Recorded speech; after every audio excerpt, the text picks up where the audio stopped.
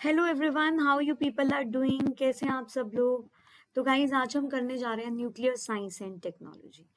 सो nuclear का जमाना है तो न्यूक्लियर साइंस एंड टेक्नोलॉजी को क्यों छोड़ा जाए, है ना। तो जो लोग भी यहाँ पे वीडियो देख रहे हैं, वीडियो को जल्दी से लाइक कर दीजिए, शेयर कर दीजिए अपने दोस्तों के साथ। और आप सबका एक बार दोबारा से प्रेप आईएएस के इस प्लेटफॉर्म पर स्वागत है। तो स्टार्ट करते हैं आज की class. My name is Samriddhi Goyal and I will be taking nuclear science and technology. So देखो, आपको इसको पढ़ना है अलग अलग पर्सपेक्टिव से, because this will come under science and technology, as well as this will come under what? This will come under international relationships and Indian economy. So what we are concerned with, what we are concerned with science and technology, right? We are concerned with what? We are concerned with science and technology, right? So science and technology के बारे में ही हम इसको देखेंगे और इसको समझेंगे। तो स्टार्ट करते हैं। सबसे पहले देखो, सबसे पहले आपको कुछ बेसिक सी चीजें मैं आपको बता दूं ताकि आपको ये टॉपिक बहुत ही बेहतरीन से तरीके से क्लियर हो जाए।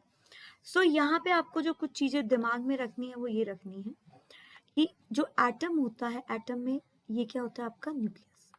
एटम के अंदर भी न्यूक्लियस होता है और ये बाहर क्या होते हैं आपके? दीज आर ऑर्बिट्स, ठीक है। सो यहाँ पे जो एटम के न्यूक्लियस की अगर मैं बात करूं, so in the nucleus of the atom हमारे पास दो सब्सटेंसेस होते हैं। कौन कौन सी चीजें होती हैं आपके पास? That are proton and neutron, ठीक है। इन दोनों को मिलकर के क्या बोलते हैं? That they are nothing but they are nucleons. Clear? जो प्रोटॉन होते हैं माय डियर स्टूडेंट्स, उनके ऊपर होता है positive charge, neutron is zero charge, ठीक है। सो ओवरऑल यू कैन से कि न्यूक्लियस के ऊपर होता है आपका पॉजिटिव चार्ज, ठीक है, क्योंकि न्यूट्रॉन के पास तो कोई भी चार्ज नहीं है और इट इज न्यूट्रल।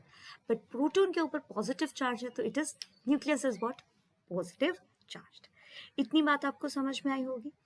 अब यहाँ पर होता क्या है, ये जो प्रोटॉन और ये जो न्यूट्रॉन है ये एक दूसरे के साथ बंधे होते हैं क्योंकि इकट्ठे रह रहे हैं और दोनों के ऊपर एक पॉजिटिवली चार्ज है, दूसरा नहीं है।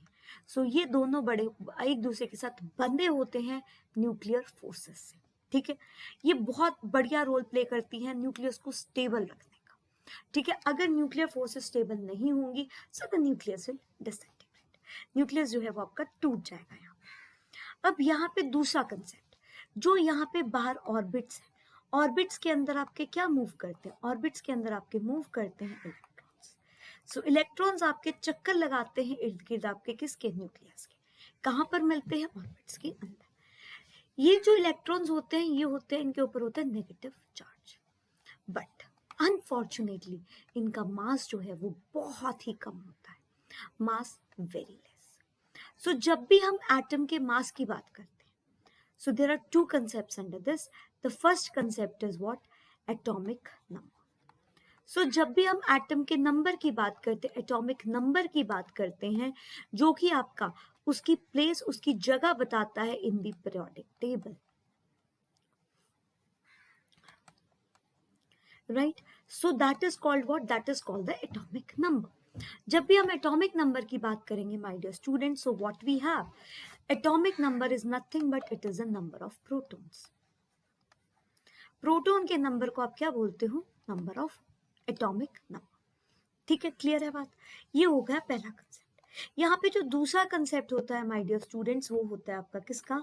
एटॉमिक मास का। सिंस मैंने आपको क्या बोला कि इलेक्ट्रॉन्स का मास बहुत ही कम होता है, सो हम क्या बोल सकते हैं कि एटम का मास भैया क्या होगा? That is equal to number of neutrons or number of nucleons, right? Number of nucleons, or it is equal to number of protons plus number of neutrons, ठीक है। इन दोनों का addition will be what? Atomic mass. उम्मीद करती हूँ यहां तक जरूर समझ में आया होगा। समझ में आया एक बार थम्स अप कर दीजिए। तो चलिए पढ़ते हैं आगे। अब यहाँ पे जो नेक्स्ट कंसेप्ट है वो क्या है? नेक्स्ट कंसेप्ट ये है, मान लीजिए हमने एटम की बात करी। अब आपका एटम नेगेटिव मतलब जीरो चार्ज कब होगा? मतलब एटम के ऊपर कोई भी चार्ज नहीं है, वो अपनी नेचुरल स्टेट में एग्जिस्ट कर रहा है। सो इस केस में प्रोटॉन बराबर हो जाएंगे नंबर ऑफ इलेक्ट्रॉन्स के, ठीक है। अगर उसके ऊपर पॉजिटिव चार्ज है, इसका मतलब क्या, इसका मतलब भैया उसने एक इलेक्ट्रॉन जो है, मान लीजिए एक पॉजिटिव चार्ज है, इसका मतलब क्या, उसने अपना एक इलेक्ट्रॉन लूज कर दिया है, एक इलेक्ट्रॉन दान में दे दिया है, लूज कर दिया, इसका मतलब क्या हो जाएगा, proton will be greater than electron, right. Third condition, that is it is negative charge. जब नेगेटिवली चार्ज है, इसका मतलब क्या, उसने लिया है, ठीक है, उसने गेन किया है किसका, इलेक्ट्रॉन का, क्योंकि बाहर वाले ऑर्बिटल्स में तो इलेक्ट्रॉन है ना, सो यहाँ पे उसने किसका लिया है, इलेक्ट्रॉन का, ठीक है।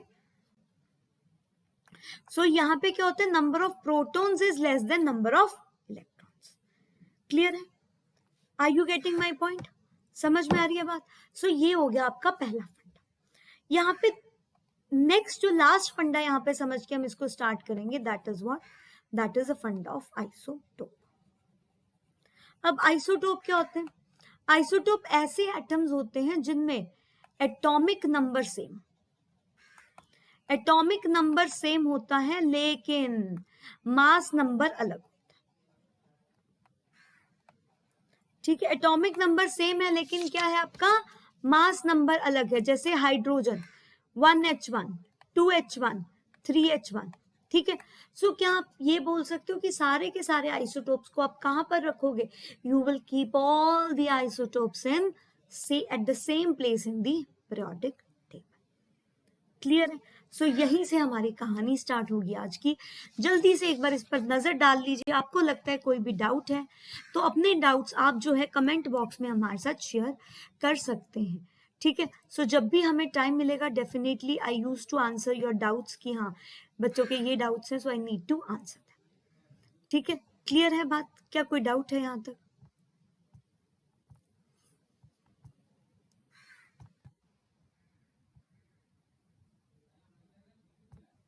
चलिए अब हम आगे मूव करते हैं नेक्स्ट पार्ट पे, that is what, that is nuclear reactions.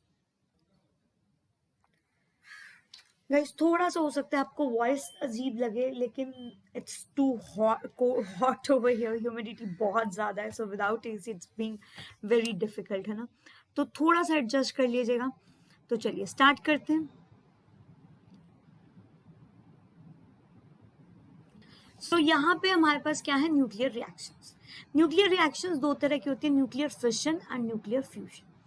Fission का मतलब क्या होता है, टूटना, ठीक है, फिशन का मतलब क्या होता है, टूटना। इसके अंदर क्या होता है कि जब आपकी एक हैवी न्यूक्लियाई, हैवी न्यूक्लियाई मतलब क्या हुआ, ऐसी न्यूक्लियाई जिसके अंदर number of protons are greater than number of neutrons are greater than protons. So ऐसी न्यूक्लियाई आपकी क्या करती है, न्यूक्लियर फिशन, ठीक है, ऐसी न्यूक्लियाई क्या करती है, न्यूक्लियर फिशन। अब ये जो न्यूक्लियाई है इसमें प्रॉब्लम क्या है, ये न्यूक्लियाई आपकी क्या हो जाती है, अनस्टेबल। अनस्टेबल क्यों हुई, मतलब it is not performing its function well, it is not stable.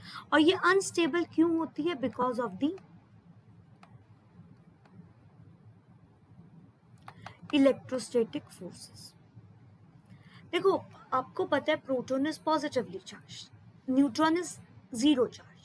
सो यहाँ पर क्या होता है, because of that charge you can say mismatch, वो एक दूसरे को रिपेल करना शुरू कर देते हैं, जिसके कारण क्या होता है, इलेक्ट्रोस्टैटिक फोर्स जो है वो न्यूक्लियर फोर्स से ज्यादा हो जाती है, राइट।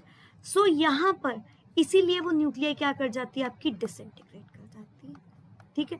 वो अनस्टेबल हुई क्योंकि electrostatic force is greater than nuclear force, as a result it disintegrates, ठीक है। और जब ये डिसइंटीग्रेट करेगी, what it will do, it will produce a radiation और it will emit the radiation. Clear बात। सो यहाँ पे जैसे कि मैं आपको एक एग्जांपल दूं, uranium 235N2, this is what, atomic मास 235, ये क्या आपका एटॉमिक नंबर 92। जब आप इसको एक न्यूट्रॉन से हिट करोगे, it will break into barium and krypton 9236 plus 3 neutrons are released, right? Are you getting the point? So यहाँ पे इस टाइम जब ये रिएक्शन हुई, so during this reaction lot of energy is released. So energy जब भी release होती है वो किस फॉर्म में रिलीज होती है, that is release in the form of radiations. Approximately 200 mega electron volt की एनर्जी यहाँ पे रिलीज होती है। Are you getting the point? समझ में आ रही है बात? ठीक है। सो अब ये जो न्यूक्लियर फिशन होती है ये आपकी कंट्रोल्ड भी हो सकती है, अनकंट्रोल्ड भी हो सकती है। कंट्रोल्ड कहाँ पर होती है और अनकंट्रोल्ड कहाँ पर होती है उसकी बात करें तो कंट्रोल्ड होती है आपकी बच्चे न्यूक्लियर रिएक्टर्स के अंदर, और जो अनकंट्रोल्ड होती है वो आपकी कहाँ पर होती है? That happens in atom bomb. आपने देखा होगा कि एटम बॉम्ब को, सुना जरूर होगा, देखा तो नहीं होगा, कि एटम बॉम्ब को फेंका गया था कहाँ पे? हिरोशिमा एंड नागासाकी पे। आज भी उसके कॉन्सिक्वेंसेस वो जगहें फेस कर रही है, genetic disorder something like that, है ना, because nuclear radiation they are very harmful for the body. क्या इतनी बात समझ पा रहे हैं आप मेरी? चलिए, अब नेक्स्ट चीज यहाँ पे हमें जो कंसेप्ट समझना है that is what, that is कि यहाँ पर हम लोगों ने बात कर ली एटम बॉम्ब की, न्यूक्लियर एनर्जी एंड ऑल की। अब यहाँ पे क्या हम जो यूरेनियम है क्या वो कोई भी यूज कर सकते हैं या इसकी भी कोई कैटेगरी होती है? सो डेफिनेटली जो हम यूरेनियम यूज करते हैं वो डिफरेंट टाइप्स का होता है। कौन कौन सी टाइप्स का यूरेनियम होता है उसकी अगर हम बात करें, सो देखो यहाँ पे मैंने आपको बताया था कि what is nuclear fission. When a massive nuclei it becomes more stable. कैसे स्टेबल हुई है वो? By emitting some particles. So यहाँ पे आप कह सकते हो कि एक न्यूक्लियाई थी, it disintegrated into what? इस तरह से तो नहीं बोलेंगे, एक मिनट, ये आपकी न्यूक्लियाई थी, ये आपकी इस तरह से टूट के इसने एक छोटा बना लिया, एक पार्ट क्या बना लिया? बड़ा। ठीक है। So this is what, this is fission. ठीक है। Are you getting the point? Are you getting the point? So fission के अंदर क्या होता है, या फिर इसको मैं और प्रिसाइजली अगर आपको बोल लूं, जनरली फिशन के अंदर आपके जो दो पार्टिकल्स बनते हैं ना, दे आर ऑलमोस्ट कंपेरेबल, ज्यादा छोटे नहीं होते। ये दो पार्टिकल्स बनते हैं, ये ऑलमोस्ट आपके कंपेरेबल होते हैं। लेकिन एक ऐसा ही इसका केस होता है that is it is a special, fission is a special what type of radio active decay. ठीक है। इसका मतलब क्या? इसका मतलब ये हुआ कि यहाँ पे इसके अंदर क्या होता है, ये आपका दो पार्टिकल्स में बंटता है।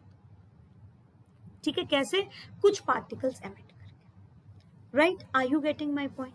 सो यहाँ पे जैसे कि यूरेनियम आपका बट जाए, और यार इसको थोड़ा सा और बढ़िया बना देते हैं ताकि आपको सारी चीजें यहाँ पे क्लियर हो जाए। जैसे एग्जाम्पल हमने यहाँ पे तो देख ली थी, है ना, पिछली वाली स्लाइड पे आते हैं सो दैट आपको यहीं से ज्यादा क्लियर हो जाए चीजें। So if you will come to this slide, हमने यहाँ पे ये वाली एग्जाम्पल की थी। अब मान लो यही यूरेनियम, इसको कुछ एनर्जी मिल जाए एंड ये आपका ब्रेक हो जाए 4 हीलियम एंड थोरियम। ठीक है। सो इसको तो फिशन बोलोगे, लेकिन this is what, this is a radio active decay. This is what, this is a radio active decay. ठीक है, कि जहां पे एक आपकी न्यूक्लियाई क्या है, बहुत बड़ी, दूसरी न्यूक्लियाई क्या है, बहुत ही छोटी सी। ठीक है, समझ में आ रही है? सो आप क्या बोल सकते हो कि fission is a special type of radio active decay. Right? Next come fissile material. अब फिसाइल मटेरियल क्या होता है? वो मटेरियल जो कि आपके पास है और आप उसको रेडिली यूज कर सकते हो कहाँ पे? इन द न्यूक्लियर रिएक्टर। और इसको आप न्यूट्रॉन दो और वो भी बिल्कुल कम इलेक्ट्रिकल काइनेटिक एनर्जी का भी न्यूट्रॉन दोगे तब भी ये काम कर देगा। मतलब it will absorb the slow moving neutron. जो स्लो मूविंग न्यूट्रॉन होगा उसको ये एब्सॉर्ब करेगा and what it will do, it will do the reaction. ठीक है, समझ में आ गया? तो सिंपली जरा सा न्यूट्रॉन देने से ये अपना काम करना शुरू कर देगा। ऐसा क्यों होता है? ऐसा इसलिए होता है क्योंकि इसके अंदर ऑड नंबर ऑफ न्यूट्रॉन होते हैं इसके न्यूक्लियस के अंदर, जो जैसे इसको स्लोली मूविंग न्यूट्रॉन से भी हिट किया वो क्या कर देंगे, वो अपना काम करना शुरू कर देंगे। सो ऐसे मटेरियल्स को क्या बोला जाता है? ऐसे मटेरियल्स को बोला जाता है दीज आर फिसाइल मटेरियल्स। जैसे यहाँ पे अगर आप बात करो नेचुरल यूरेनियम, सो जो नेचुरल यूरेनियम है ना माय डियर स्टूडेंट्स, वो आपका जो नेचुरल मतलब जो डायरेक्टली आप ओर से लेते हो, ठीक है। ये आपका दो तरह का होता है, एक होता है यूरेनियम 238 और दूसरा होता है यूरेनियम 235। जो यूरेनियम 238 है वो 99.3% मिलता है, एंड जो यूरेनियम 235 है दैट इज फाउंड 0.7%।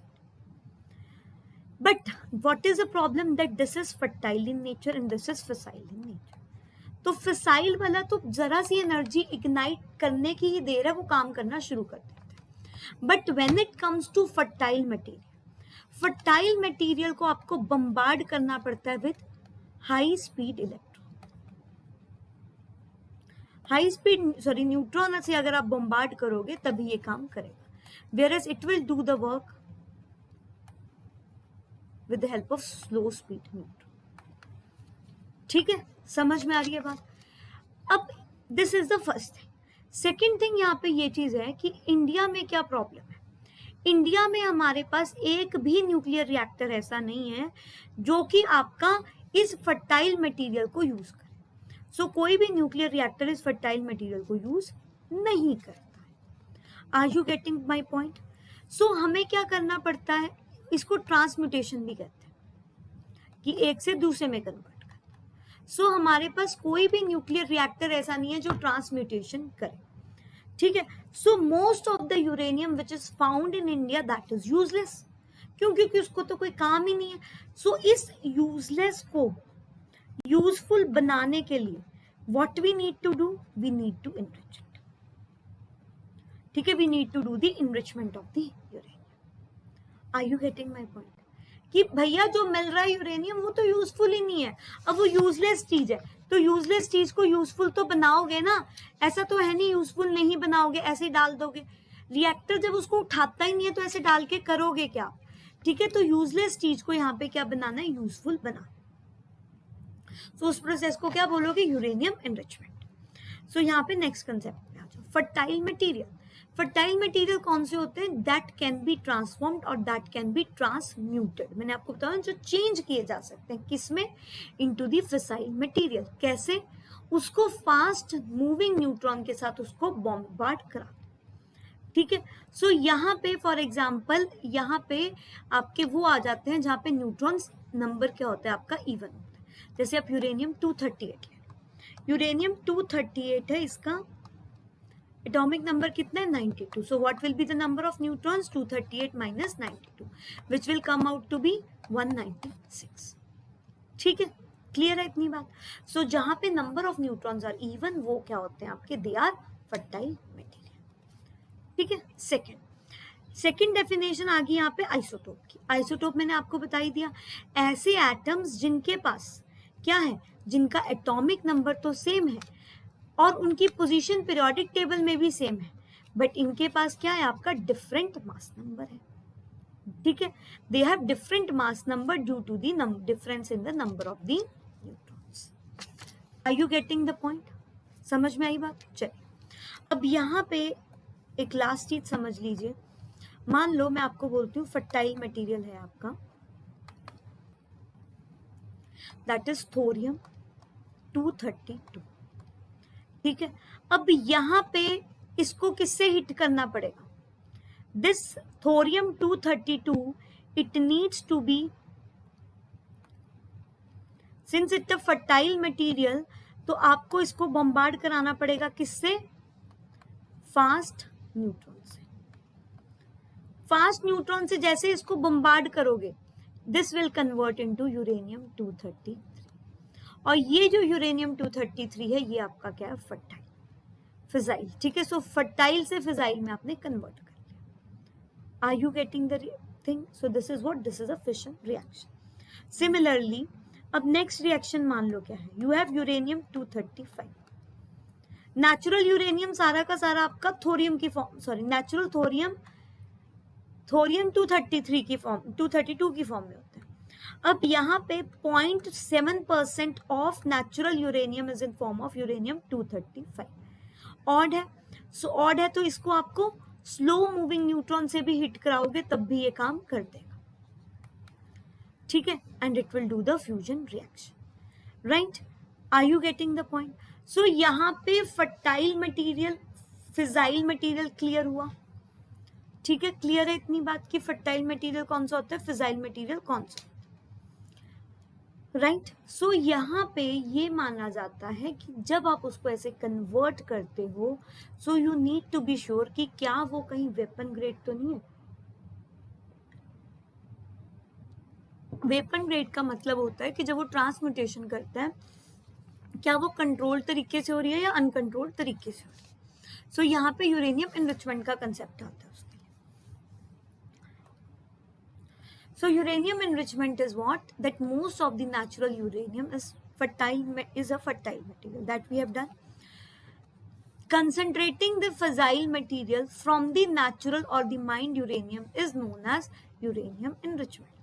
अब आप क्या करते हो, आपने यूरेनियम जो नेचुरल यूरेनियम था, यूरेनियम 238, उसको ट्रांसम्यूटेट किया किसमें, यूरेनियम 235 में, या फिर आप लगा लो उसके अंदर यूरेनियम 235 को मिक्स कर दिया, उसको इनरिच कर दिया। So that is known as uranium enrichment. ठीक है, समझ में आई? सो यहाँ पे one method of achieving this is by centrifugation. अब सेंट्रीफ्यूगेशन क्या होता है, जहाँ पे आपके दो डेंसिटी के पार्टिकल्स हैं, ठीक है, जो लेस डेंसिटी के पार्टिकल है वो ऊपर आ जाते हैं, जैसे जो लेस डेंसिटी वाले होंगे वो ऊपर आ जाएंगे, और जो लो डेंसिटी वाले होंगे वो कहाँ जाएंगे, नीचे।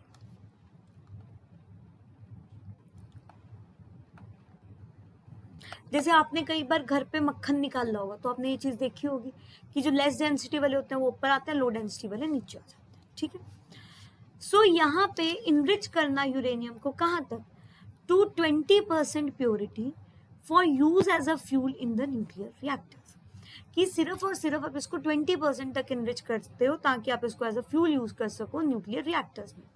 But 90% enrichment is required for generating weapon grade uranium. Weapon grade का मतलब क्या, जहाँ पे uncontrolled reaction है and that is resulting into creation of atom bomb. ठीक है, समझ में आई बात? चलो, सो यहाँ पे आप कह सकते हो thus enriched plutonium and uranium they are example of what? They are example of weapon grade, right? अब अगर आपको याद हो, ईरान की एक डील साइन हुई थी और ईरान के ऊपर सैंक्शंस लग गए थे, उसके बारे में बात करते हैं।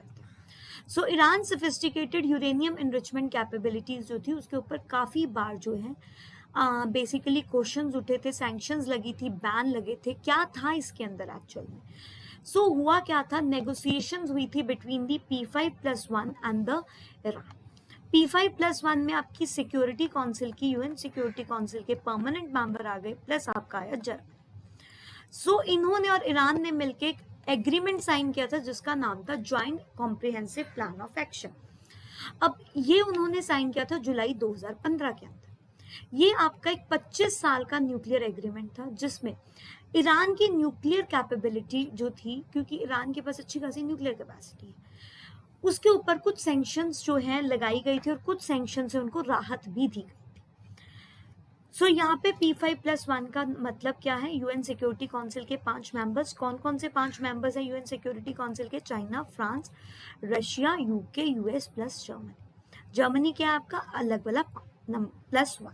ठीक है, P5+1 को E3+3 भी कहा जाता है। क्यों? क्योंकि इसके अंदर 3 आपकी क्या है, जैसे कि आप देख सकते हैं, यूरोपियन नेशंस हैं, बाय दी यूरोपियन कंट्रीज। ये आपका 6 वर्ल्ड पावर्स का ग्रुप है जिसने 2006 में डिप्लोमेटिक एफर्ट्स ज्वाइन किए थे ईरान के साथ उसके न्यूक्लियर प्रोग्राम को लेकर, क्योंकि उस टाइम ईरान बहुत ज्यादा न्यूक्लियर जो है एक्सपेंशन कर रहा था।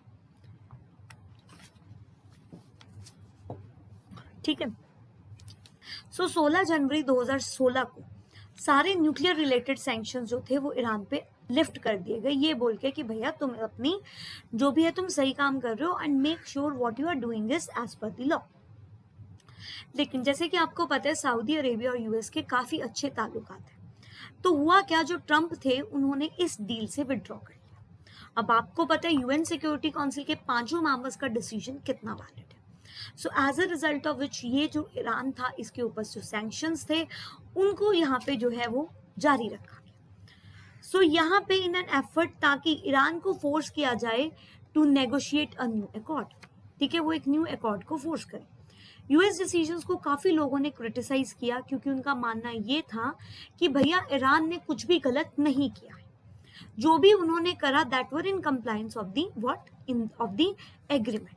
और ये आपका international atomic energy agency report के द्वारा भी यही चीज दर्शाई गई। ये जो रिपोर्ट है इसका काम क्या है, जो भी न्यूक्लियर कैपेसिटीज हैं कंट्रीज की उनको मॉनिटर करना। सो मॉनिटरिंग करने का काम कौन करता है, आपका IAEA। ठीक है। सो जुलाई 2019 में एज अ रिजल्ट ईरान को गुस्सा आ गया। ईरान कहते हैं यार तुम्हारा तो रोज का काम हो गया, ऐसे फालतू की बात कर रहे हो तुम लोग। ईरान ने क्या किया, जो इसके ऊपर कैप लगा हुआ था 3.67% का, उसको ब्रीच कर दिया ऑन यूरेनियम एनरिचमेंट। और 4 जनवरी 2021 को इन्होंने अनाउंस किया that it resumed enriching the uranium to 20% purity at Fordo facility, कि भैया हम तो 20% तक उसके अंदर क्या करेंगे, प्योरिटी लेके आएंगे। सो यहाँ पे अभी जो अलाउड है दैट इज 20%। क्लियर, समझ में आया इतना? सो यहाँ पे इनरिचमेंट कहाँ तक अलाउड है, 20%, right. Next is chain reaction. Chain reaction में क्या होता है, बहुत सारी आपकी न्यूक्लियर फिजन रिएक्शन एक कॉन्टिन्यूस लूप में होती है, और इसके अंदर जो है इनको इनिशिएट किया जाता है किसके द्वारा, न्यूट्रॉन के द्वारा, जो कि आप पिछली वाली फिशन रिएक्शन में आया। ठीक है। सो यहाँ पे जैसे कि आप देख सकते हो कि आपको न्यूट्रॉन एक ही बार ऐड करने की जरूरत पड़ी है, बार बार आपको न्यूट्रॉन ऐड करने की जरूरत नहीं पड़ी। जो न्यूट्रॉन इस रिएक्शन से आपके रिलीज हुए, they have triggered the second reaction, second वालों ने तीसरी रिएक्शन को ट्रिगर किया, एंड सो। ठीक है। अगर यहाँ पे देखो फास्ट मूविंग मतलब आपका न्यूट्रॉन है, तो उसको कई बार स्लो डाउन भी करना पड़ता है, क्योंकि अदरवाइज वो क्या करेगा, बहुत तेजी से रिएक्शन कॉज कर देगा। क्लियर है कि इतनी बात मेरी आप समझ पा रहे हैं? I hope you would be able to understand till here. ठीक है। चलो नेक्स्ट करते हैं न्यूक्लियर फ्यूजन। सो अभी हमने बेसिक्स कर लिया फिशन के, अब हम फ्यूजन करेंगे।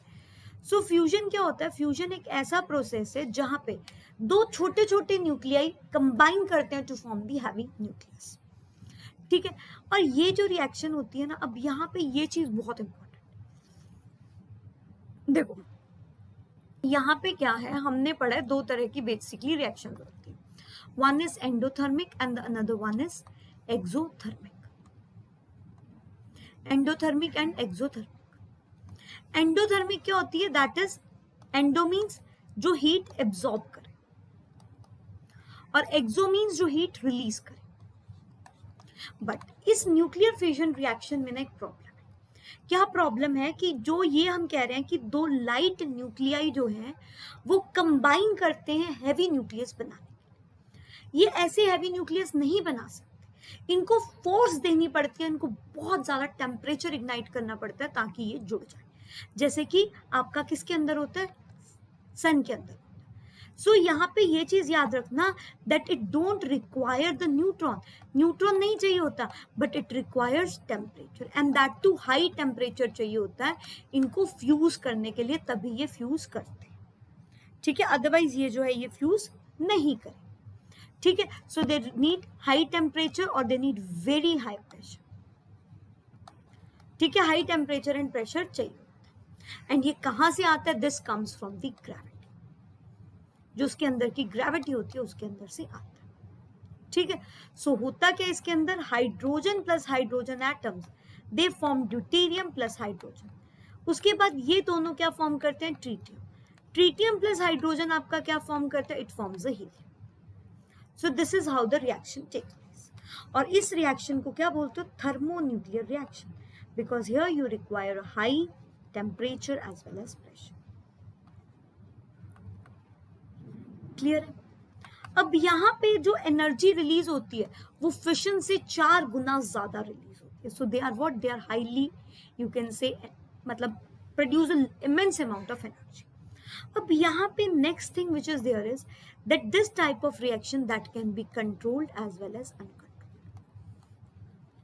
कंट्रोल्ड भी हो सकती है और अनकंट्रोल्ड भी हो सकती है। कंट्रोल्ड कहां पर होंगी, controlled will be there in the nuclear fusions, जो आपके न्यूक्लियर फ्यूजन रिएक्टर्स हैं उनके अंदर है, जैसे कि आपका चाइना का टोकामाक, ठीक है। उसके बाद एक आपका प्रोजेक्ट है IT, ये आपके क्या है दोनों, these are the ones which do the controlled reaction, अभी पूरे फंक्शनल में नहीं है। नेक्स्ट इज अनकंट्रोल्ड, अनकंट्रोल्ड होती है हाइड्रोजन। सो हाइड्रोजन बॉम्ब में होता क्या, हाइड्रोजन बॉम्ब को इग्नाइट कराने के लिए पहले फिशन करी जाती है, फिर फ्यूजन करते हैं। ठीक है, समझ में आया? इंडिया के पास हाइड्रोजन बॉम्ब है, बिल्कुल है। ठीक है, तो सोचिए हमारी कंट्री के पास भी क्या है, हाइड्रोजन बॉम्ब। किसी भी कंट्री को तबाह करना चाहे मिनटों में तबाह कर सकते हैं, because it releases a high amount of energy. So चलिए स्टार्ट करते हैं डिफरेंसेस से। इसमें कुछ बचे डिफरेंसेस, देखो मैंने भी गूगल से कॉपी पेस्ट किया है, तो कुछ डिफरेंसेस गलत हैं, कुछ सही। ठीक है, सो जैसे कि ये वाला, सो ठीक है, क्योंकि इसमें कुछ कुछ चेंजेस आए।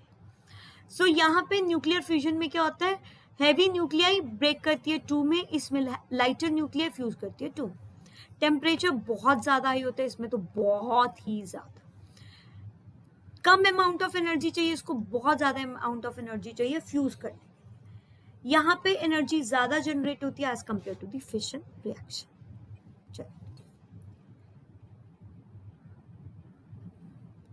नेक्स्ट बात करते हैं न्यूक्लियर रिएक्टर टेक्नोलॉजी। सर जब हम न्यूक्लियर रिएक्टर या फिर एटॉमिक रिएक्टर की बेसिकली आप टेक्नोलॉजी की बात करते हो, सो यहाँ पे इसको यूज किया जाता है फिशन कैरी करने के लिए। ठीक है, जैसे कि यूरेनियम, थोरियम या फिर प्लूटोनियम, ताकि वो क्या प्रोड्यूस करें, इलेक्ट्रिसिटी। इसके कुछ कंपोनेंट्स हैं। सो इसका जो पहला कंपोनेंट है that is what, that is a fuel rod.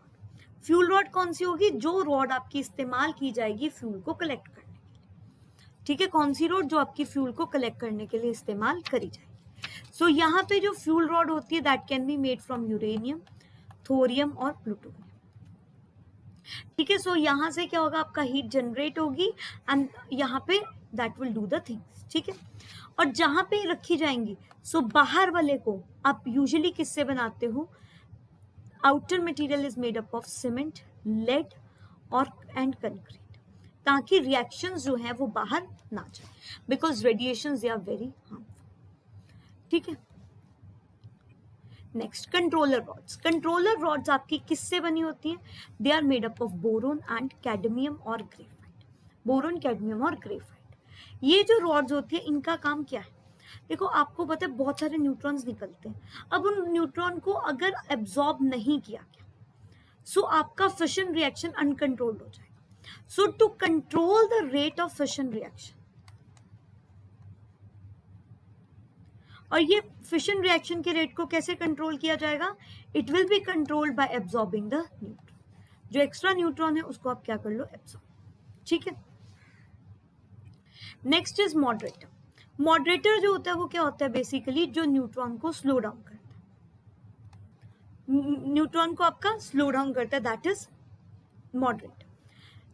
Light, normal, heavy water और liquid sodium is use. Usually हम यूज करते हैं heavy water.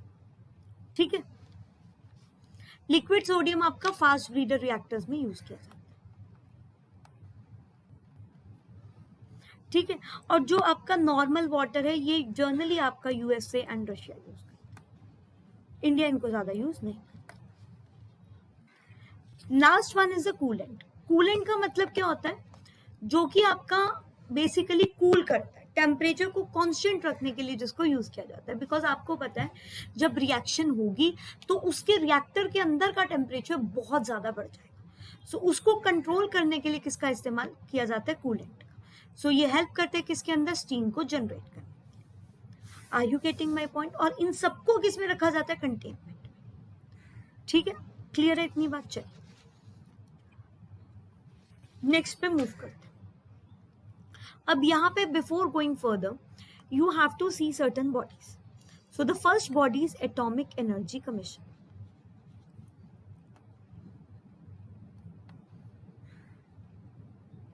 That is AEC।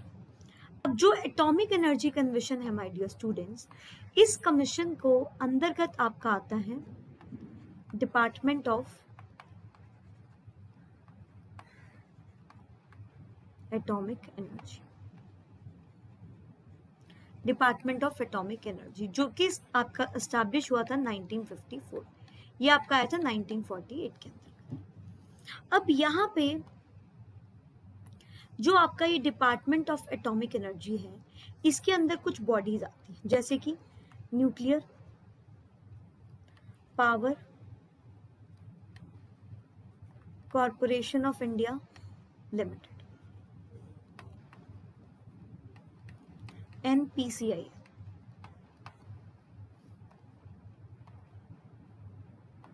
Next यहाँ पे जो इसके अंतर्गत बॉडी आती है दैट इज भारतीय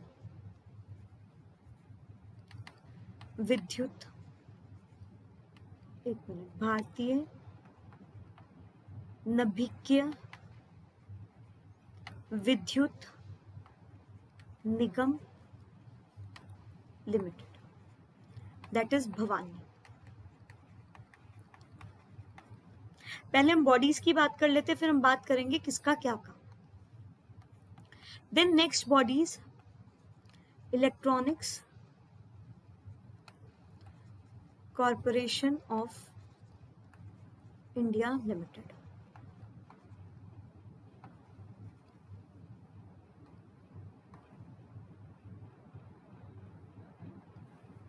then the next body we have is uranium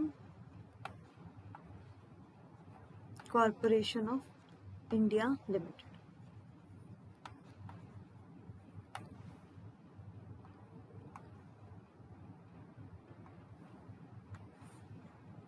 then we have is heavy water board,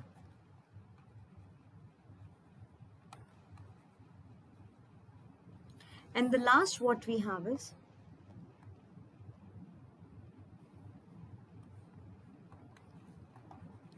nuclear fuel complex. So ये हमारे पास 6 बॉडीज आती हैं डिपार्टमेंट ऑफ एटॉमिक एनर्जी के अंतर्गत, जिस बॉडी के हर बॉडी के यहाँ पे क्या है अपने काम। जैसे अगर आप AEC की बात करो, सो ये आपका न्यूक्लियर पावर जो है इंडिया में उसको रेगुलेट करने के लिए बनाई गई, ठीक है। सो इसका काम क्या है, managing. Next department of atomic energy, department of atomic energy in सबको रेगुलेट करती है, जैसे कि NPCIL आपका क्या करता है, जो भी न्यूक्लियर पावर प्लांट्स है कंट्री के उनको रेगुलेट करता है। भवानी का काम क्या है, फास्ट रिएक्टर्स होते हैं, फास्ट रिएक्टर्स को जैसे फास्ट ब्रीडर रिएक्टर्स आएंगे उनको यहाँ पे रेगुलेट करना। इलेक्ट्रॉनिक कॉरपोरेशन ऑफ इंडिया का काम क्या है, रिएक्टर को कंट्रोल करना through various electrical equipments. UCIL का काम क्या है, mining and processing of nuclear fuel. जो भी आपके पास न्यूक्लियर फ्यूल है उसकी प्रोसेसिंग कौन करता है, ये करता है। Heavy board of India limited, heavy water board क्या प्रोवाइड करेगा, D2O, ठीक है। न्यूक्लियर फ्यूल कॉम्प्लेक्स क्या प्रोवाइड करेगा, उसका बाहर का structure. So are you getting my point कि कौन सी बॉडी का यहाँ पे क्या काम है, ठीक है। सो ये हो गया आपका एक ओवरऑल स्ट्रक्चर कि यहाँ पे हर बॉडी आपका क्या काम करेगी। अब हम बात करते हैं न्यूक्लियर फ्यूल साइकिल की। देखो ये एक ऐसी चीज है जो आपको कहीं किसी किताब में मिलनी थोड़ी सी मुश्किल है, तो चलिए देखते हैं कि न्यूक्लियर फ्यूल साइकिल के अंतर्गत क्या है।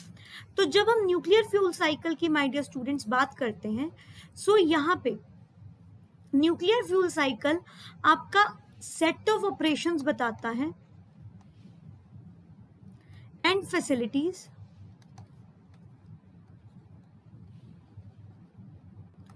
Required for nuclear power generation, कि जो भी आपके फैसिलिटीज एंड ऑपरेशंस चाहिए न्यूक्लियर पावर जनरेशन के, उनको बताते हैं आपका न्यूक्लियर फ्यूल साइकिल, ठीक है। सो यहाँ पे पूरे के पूरे operation starting from the mining to the nuclear waste disposal, that becomes the part of nuclear fuel cycle. So इसको 2 स्टेजेस में बांटा गया है, front stage and the back end process. सबसे पहले बात करते हैं फ्रंट एंड, जो सामने दिखते हैं प्रोसेस, उसके अंदर क्या होता है। सो इसके अंदर आपके अलग अलग हैं, जैसे कि survey and exploration, mining end milling, enrichment process in fabrication.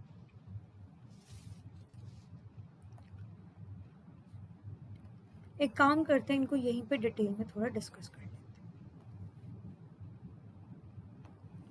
तो चलिए, सबसे पहला है survey and mapping. Survey and exploration में क्या किया जाएगा, लोकेशंस देखी जाएंगी कि भैया लोकेशन कहाँ पे है। जैसे कि हमारे पास ये है आपका आंध्र प्रदेश के अंदर, झारखंड वाले एरिया में, मेघालय के एरिया में, मेघालयन प्लेट्यू, लद्दाख के एरिया। सो ऐसे एरियाज जहाँ पे यूरेनियम थोरियम मिलता है उनको सर्वे करके उनको एक्सप्लोर किया जाएगा। That means geological exploration will happen, geological explorations will happen. ठीक है, समझ में, जियोलॉजिकल जो है आपकी एक्सप्लोरेशन होंगी। और इसको करा किसके द्वारा जाएगा, this will be done by atomic energy mineral directorate. Atomic energy mineral directorate के द्वारा ये चीज करी जाएगी, जो कि आपकी कहाँ पे है बॉडी, हैदराबाद के अंदर। Next comes the mining and the milling operation. Mining end milling operations में क्या होगा, अंडरग्राउंड माइनिंग कर सकते हो आप, ठीक है, या फिर ओपन कास्ट माइनिंग की जा सकती है।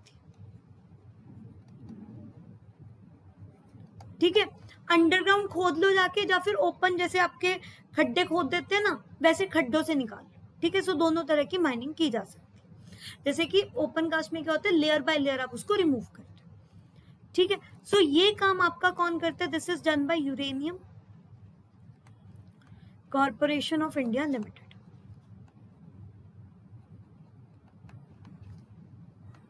UCI। Next comes enrichment. Enrichment में हमने कर लिया कि इनरिचमेंट में क्या करना होता है, uranium 235 and uranium 238 power generation के लिए उसको रेडी करना है। सो यहाँ पे यूजुअली जो यूरेनियम 235 इस टू यूरेनियम 238 की रेशियो है इंडियन रिएक्टर्स में, दैट इज 1:139। इसको दो ऑर्गेनाइजेशन मिलके करती हैं, UCIL and barrack, Baba atomic research commission. Last one is fabrication. अब देखो यहाँ पे क्या हुआ, सबसे पहले आपने यूरेनियम बना लिया, अब उस यूरेनियम के बनाए जाते हैं येलो केक्स। येलो केक्स को कन्वर्ट किया जाता है इनटू दी पैलेट्स। अब इन पैलेट्स को फिल किया जाता है किसके अंदर, फ्यूल रॉड्स के अंदर। ठीक है, so this is what, this is fabrication, कि पैलेट्स को आपने क्या किया, फ्यूल रॉड्स के अंदर कन्वर्ट कर दिया। ठीक है, और ये आपका कौन करता है, this is done by nuclear fuel complex in Hyderabad. This is done by nuclear fuel complex in Hyderabad. Clear है बात, चलिए नेक्स्ट बात करते हैं बैक एंड प्रोसेसेस की। अब यहाँ पे हमने उसको बना के रेडी कर लिया है। अब नेक्स्ट प्रोसेस जो है that is back end process. Back end process में क्या होगा कि पीछे के पर्दे में क्या हो रहा है। सो सबसे पहले वहां पे है न्यूक्लियर पावर जनरेट करना। ठीक है, सो दिस न्यूक्लियर पावर कहाँ पे जनरेट होगी, of course this will be generated in the reactors. So ये जो रिएक्टर्स होते हैं इनको कौन मैनेज करता है, अभी हमने देखा था NPCIL, nuclear power corporation of India limited, and Bhavani, भारतीय नभिक्य विद्युत निगम लिमिटेड। ठीक है, नेक्स्ट जो भी आपका फ्यूल है जो हो गया, अब जो स्पेंट फ्यूल है उसको दोबारा से प्रोसेस करना। दोबारा से प्रोसेस करना मींस इसमें से आप रिमूव करोगे क्या, जो भी आपका अनयूज्ड यूरेनियम या फिर प्लूटोनियम है उसको आप रिमूव करोगे। ठीक है, इन सब चीजों का आप रिमूव करोगे। Are you getting the point, क्योंकि जब आप रिएक्शन कर रहे हो तो कुछ ना कुछ अनयूज रह जाता है, तो उसको रिमूव करने का काम कौन करेगा, रीप्रोसेसिंग में किया जाए। ठीक है, सो इसमें ये होता है और उसके अलावा होते हैं आपके radio active isotopes from spent fuel. ठीक है, this work is done by two organizations, that is Barrick and Indira Gandhi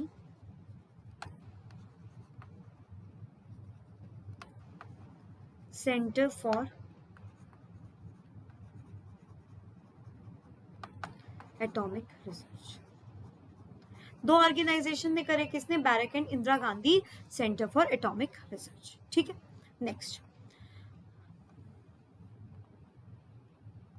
next comes the nuclear waste management. अब जो भी आपका न्यूक्लियर वेस्ट जनरेट हुआ है, आप उसको ऐसे तो नहीं फेंक सकते, ठीक है। सो यहाँ पे इसके लिए टेक्नोलॉजी यूज की जाती है इसके वेस्ट को मैनेज करने के लिए, that is vitrification. Vitrification technology को यूज किया जाता है to immobilise the nuclear waste. इसके अंदर जो न्यूक्लियर वेस्ट होता है उसको कन्वर्ट किया जाता है इनटू सॉलिडिफाइड वेस्ट। उसके बाद वंस इट इज कन्वर्टेड, इसको एक सील्ड कंटेनमेंट में, ठीक है, जो प्रॉपर तरीके से सील्ड होती है, उसके अंदर कुछ समय के लिए रखा जाता है। फिर उसके बाद उसको डीप जोलॉजिकल एक्सप्लोरेशंस में डालते हैं। कहाँ डालते हैं इसको? Deep zoological explorations. क्यों डालते हैं? ताकि कोई भी अगर बेसिकली लीकेज हो तो वो लोगों को डैमेज ना करे। जैसे कि इंडिया में अबेंडेंट माइंस में डाल देते हैं, ठीक है, लेकिन अगर वहीं आप यूएस का केस लो, वहां पे जो आपके होते नहीं है डीप ओशन में डंपिंग करते हैं। So this thing is done. जैसे इंडिया में if I talk about, so Kolar gold mines में करा जाता है, एंड इसको आइडेंटिफाई करने का काम किसका है? बैरक। ठीक है, ऐसे वैसे ना विट्रिफिकेशन टेक्नोलॉजी आपकी सेम फॉर्म में होती है।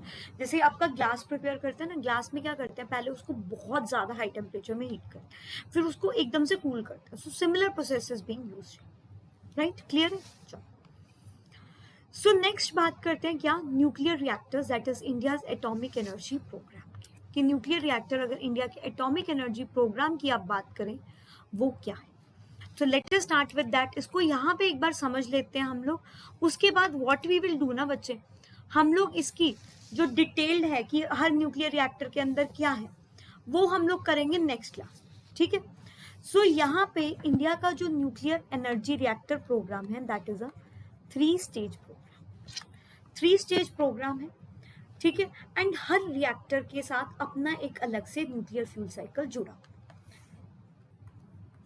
So talking about stage 1, stage 1 के अंदर आपके कौन कौन से 2 रिएक्टर्स आते हैं? कौन कौन से? Boiling water reactor and pressurised heavy water reactor. कई बुक्स में ना आपको बॉइलिंग हेवी वाटर रिएक्टर देंगे, उसमें फर्क कितना होता है? हेवी वाटर यूज किया जाता है नॉर्मल वाटर की जगह, एंड प्रेशराइज्ड वाटर रिएक्टर में नॉर्मल वाटर यूज किया जाता है हेवी वाटर की जगह, ठीक है। सो यहाँ पे अगर मैं बात करूं, so what is the fuel over here? So the fuel is uranium 235 and uranium 238, ठीक है। सो यहाँ पे ये आपका what is this is fuel, output क्या है यहाँ पे? दैट इज प्लूटोन, ठीक है, and this is done by whom? This is done by NPCI। एक सेकेंड, मैंने इसको इरेज कर देती हूँ, नहीं तो फिर आपको दिक्कत हो जाएगी समझने में। तो स्टेज 1 की अगर हम बात करें, तो स्टेज 1 के अंदर क्या है? Input is uranium 235 and uranium 238, ठीक है। आउटपुट क्या होती है इसके अंदर? प्लूटोनियम 239, ठीक है।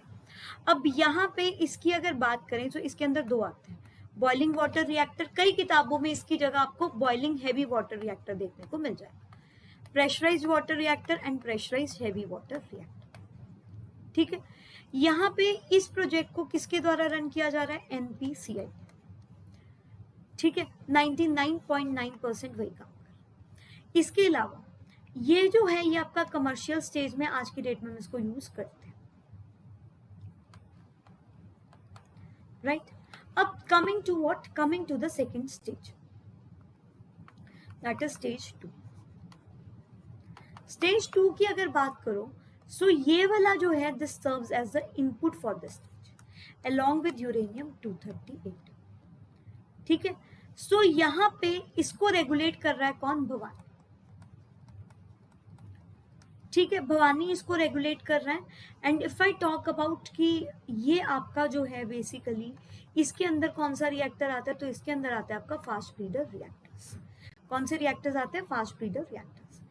ये आपका टेक्नोलॉजी डेमोन्स्ट्रेशन स्टेट में है, इसके ऊपर अभी हम काम कर रहे हैं। पूरी फुल फ्लेज तरीके से ये नहीं है कि हम बोल दें ये कमर्शियल स्टेज में। So this is in technology demonstration stage. And the last one what we have is that is stage 3। Stage 3 की आउटपुट क्या है? That is what? यूरेनियम 233। और यूरेनियम 233 यहाँ पे क्या आपकी इनपुट है, along with थोरियम 232। और थोरियम 232 का भी इस्तेमाल कर सकते हो, प्लस आप यूज कर सकते हो प्लूटोनियम 239, जो कि आपका कहाँ से आया था? फर्स्ट स्टेज से। ठीक है, सो ये आपका जो स्टेज 3 इज व्हाट? ये अभी आपका कमर्शियल लेवल पे नहीं है, this is under technology development stage. So we don't know what will be the out product of it. ठीक है, क्लियर है? Are you getting the point? इसको बनाया गया है बैरक के द्वारा। एंड यहाँ पे थोरियम के लिए ना हमारे पास बहुत सारे रिजर्व्स हैं। पूरी मोनाजाइट जो सॉइल रिजर्व्स हैं केरला की, दैट आर ऑफ थोरियम। ठीक है, चलो। So this is this is Homi Jehangir Bhabha, जिन्होंने इतना प्यारा full fledged program, 3 stage program design किया था, इंडिया का एटॉमिक एनर्जी प्रोग्राम। सो ये आप जैसे देख सकते हैं कि 3 स्टेजेस हैं इसकी। कौन कौन सी? First stage, third stage and second stage. ये आपकी करंट स्टेज है जिसके ऊपर हम काम कर रहे हैं। ठीक है, तो चलिए, यहाँ पे क्या हमने ये चीज देखी कि यहाँ का फ्यूल क्या है? Uranium, output plutonium. यहाँ पे plutonium uranium, output uranium 233। Thorium uranium, output energy, और क्या होगा हमें नहीं पता, क्योंकि टेक्नोलॉजी डेवलपमेंट स्टेज में। यहाँ से हम लोग करेंगे कल स्टार्ट। उम्मीद करती हूँ, आशा करती हूँ आज की क्लास आपको बढ़िया लगी होगी, अच्छी लगी होगी। तो स्टूडेंट्स, हमें थोड़ा सा अपना कॉन्फिडेंस दिलाए रखने के लिए वीडियो को लाइक करिए और ज़रूर कमेंट बॉक्स में बताइए आज की क्लास आपको कैसी लगी। मिलेंगे कल विद द न्यू क्लास। ठीक है, और इसको कंप्लीट करेंगे। तब तक के लिए bye bye, take care, have a nice evening.